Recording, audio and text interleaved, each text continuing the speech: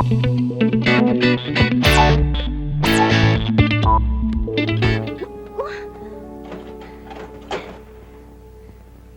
na babae ka, napakatanga mo talaga. Boba ka, no? Ha? Boba ka! Nagpatos lang ako sa'yo ng tinapay, sinunog mo pa? Konsumisyon na. Magkaliwanagan nga tayong dalawa. Ha? Hindi porke dinala ka ni Lourdes dito ay magsesenyorita ka. Huwag ka magsesenyorita kahit na may katulong dito. Naiintindihan mo? Oh, anong iniyak-iyak mo? Ano? Sumagot ka! Huwag kang iyak-iyak dyan! Oy, makinig ka mabuti, ha? Mula ngayon, magsusuot ka ng uniforme ng mga katulong dito. Isusuot mo yan, ha? Isusuot mo yan.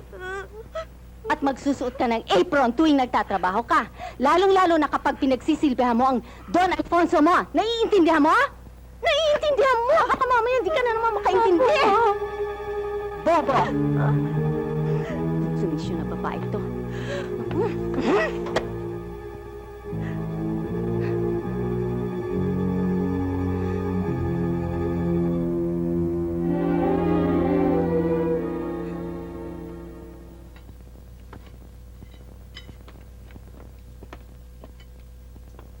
Nasaan si Saldi? Tawagin na para kumain na siya. Natutulog pa eh. Kasi napuyat yata kagabi kasama yung mga kaibigan niya. Ay, naku, Alfonso. Pagsabihan mo nga yung anak mo. Gabi-gabi na lang nagpupuyat at nakikipagbarkada. Baka naman nai-involve na yan sa masasamang bisyo. Bah, baliktad na yata pangyayari ngayon. Di ba ikaw ang ina? Ikaw mga aral sa kanya.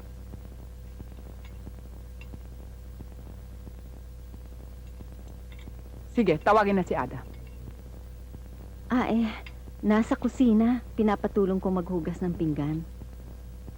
Meding, gusto ko lang ipaliwanag sa'yo na si Ada hindi katulong dito. Kinuha ko siya dahil mahina ang katawan ng batang yan. Alam mo naman kung ano ang nangyari sa kanya.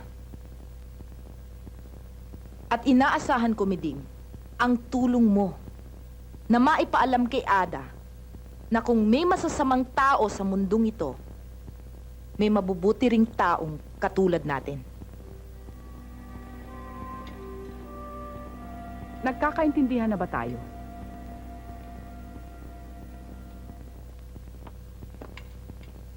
Ada,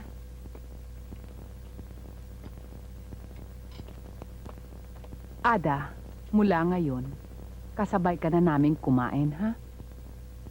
Hindi ka katulong dito.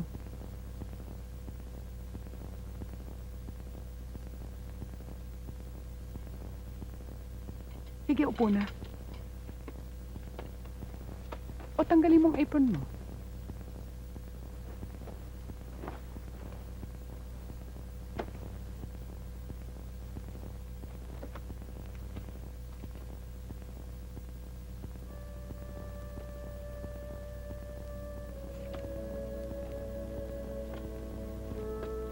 Kain na. Sige, kain na. Kailangan lumakas ang katawan mo at lumusog, ha? O, sige na. Ito itlog, oh. Kumuha ka. Mabuti sa katawan mo yan. Sige, kuha. Huwag ka maya. Ay, keso, hotdog.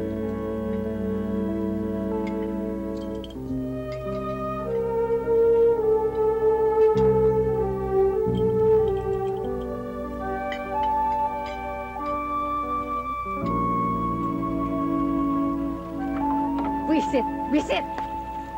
Ito ang tanda mo, ha? Tandaan mo ito. Sa tuwing wala rito si Lourdes, pagtutulungin mo pa rin dito sa lahat ng trabaho sa bahay ang Adang yan. Naiintindihan mo? Hindi siya pwedeng magsenyorita. Doon ka! Doon ka!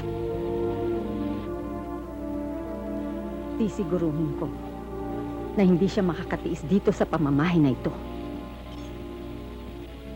Pusa siyang lalayas.